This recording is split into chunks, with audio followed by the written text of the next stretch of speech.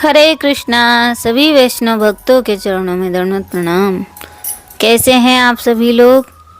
तो कार्तिक महीना चल रहा है और कार्तिक महीना तो हमारे लिए बहुत ही शुभ फलदायी है।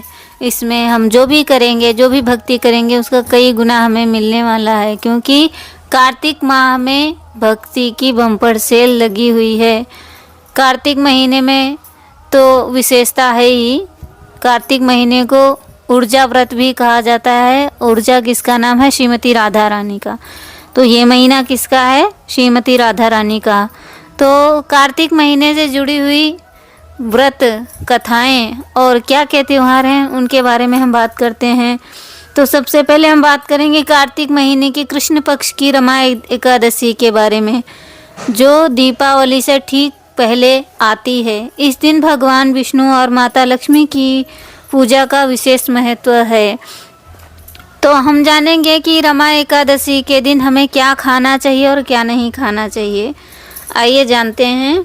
माना जाता है कि इस दिन व्रत रखने से सभी पापों का नाश होता है और सुख शांति की प्राप्ति होती है। रमा एकादशी को बहुत ही पुण्यदायी माना गया है और रमा एकादशी हर साल के कार्तिक महीने के कृष्ण पक्ष को पड़ती है। इस दिन भगवान विष्णु और माँ लक्ष्मी की पूजा का विधान है। कार्तिक महीने के कृष्ण पक्ष की एकादशी को रमा एकादशी के नाम से जानते हैं और ये दिवाली के ठीक पहले आती है, जिस वजह से इसका महत्व बढ़ जाता है। इस दिन भगवान के साथ माता लक्ष्मी की पूजा का विधान है। ऐसी मान्यता है कि इस व्रत से विधि विधान से पूजा करने से सभी पापों का नाश हो जाता है और वैकुंठ धाम की प्राप्ति होती है। तो आइए जानते हैं इस व्रत से जुड़ी हुई प्रमुख बातें। रमा एकादशी पर क्या खाएं? फल और मेवे। इस व्रत में सभी प्रकार के फल और सूखे मेवे का सेवन किया जा सकता है। ये भी खा सकते हैं। इस दिन आलू, शकरकंद, अरबी और साबूदाना खाया जा सकता है। कुट्टू और सिंघाड़े का आटा। इस तिथि पर सिंघाड़े का आटा, कुट्टू का आटा और राजगिरे का आटा से बनी पूड़ी या पराठा या पकौड़ी खा सकते हैं। वैसे मेरा मानना है कि व्रत के दिन हम कुछ ना ही खाएं, क्योंकि 30 दिन तक तो हम खाते ही रहते हैं खूब। लेकिन हम क्या एक दिन भगवान के लिए नहीं दे सकते हैं? वो भी अपने लिए ही सही रहता है, अपनी हेल्थ के लिए। तो चलिए आगे चलते हैं। डायरी की बनी हुई चीज़ें जैसे कि दूध, दही, छाछ, पनीर और घी का सेवन किया जा सकता है। वो भी शुद्ध होना चाहिए।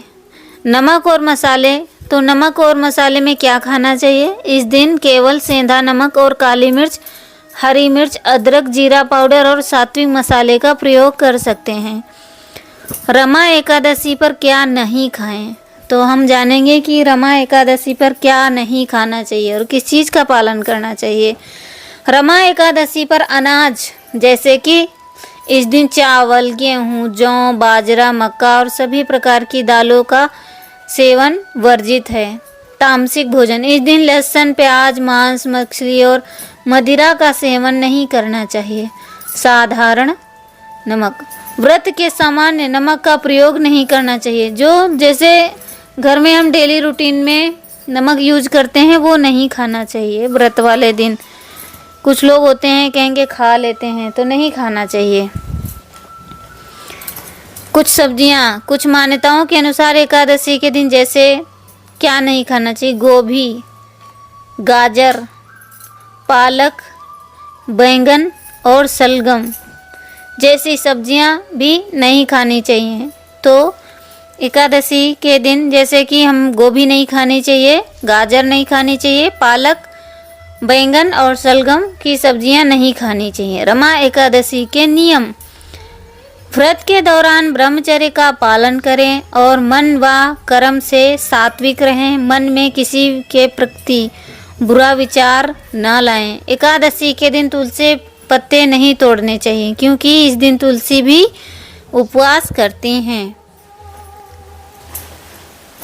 हो पाए तो रात में जागरण भगवान विष्णु के नाम का जप और भजन कीर्तन करें, जैसे कि ओम नमो भगवते वासुदेवाय नमः, या फिर हरे कृष्णा कृष्णा कृष्णा हरे हरे, हरे राम राम राम हरे हरे।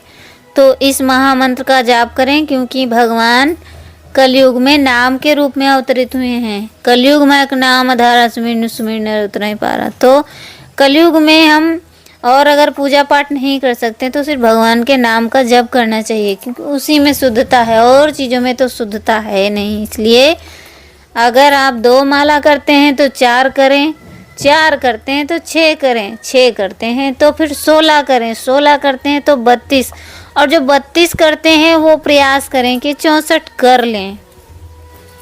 पूजा के अंत में भगवान विष्णु के व्रत के दौरान हुई किसी भी भूल के लिए क्षमा याचना करें और भगवान से प्रार्थना करना चाहिए।